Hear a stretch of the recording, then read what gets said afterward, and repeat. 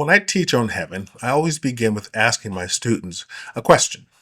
I ask, how many of you invite strangers to live in your home, eat your food, and sleep in your bed?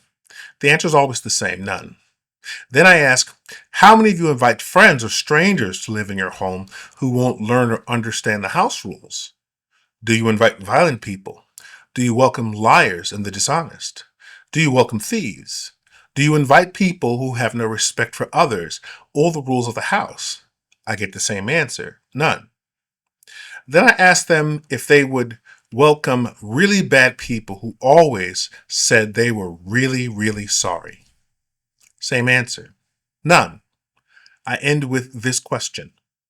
Well, if you won't do these things, why would God? Heaven basically is God's home, the place where he lives. It is not a place to be rewarded for anything. It is a place where the people he knows, who follow his house rules, go to live in peace.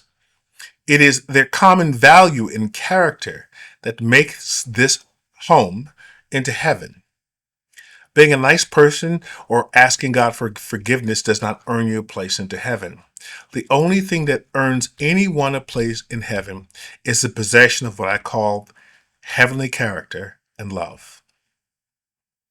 If most people who felt they belonged in heaven were allowed in, heaven would be no better than earth.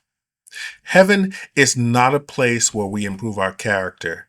Heaven is a place where we gather to live with others of like character, godly character. Jesus said it best. The kingdom of heaven is within. Heaven must already be a part of you before you can reach its gates. In your heart, you must already possess heavenly character and love before the invitation is given. When Christ taught what we call the Lord's Prayer, he makes this clear when he teaches us to pray, Thy kingdom come, thy will be done on earth as it is in heaven. Christ constantly pointed to this idea that heaven is a state of being here on earth, and his Father's house is just a gathering place for those who have achieved heaven in their hearts here on earth. This is the only view of heaven that makes sense.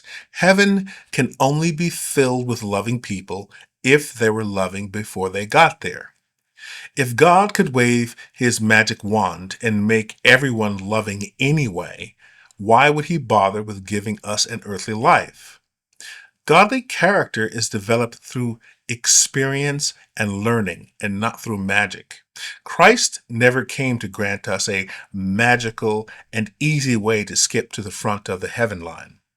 Christ repeatedly stated that what we do as a reflection of personal character will determine the outcome of our lives. Faith is a tool for growth and not the end goal. People learn best from people whom they have faith in. Without trust that God is teaching you what is best, one could never learn what heavenly character is.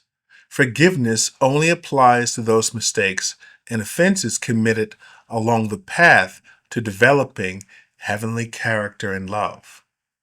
Surrendering to habitual moral weakness and then asking God for forgiveness results in the denial of forgiveness. There is no compromise on this principle.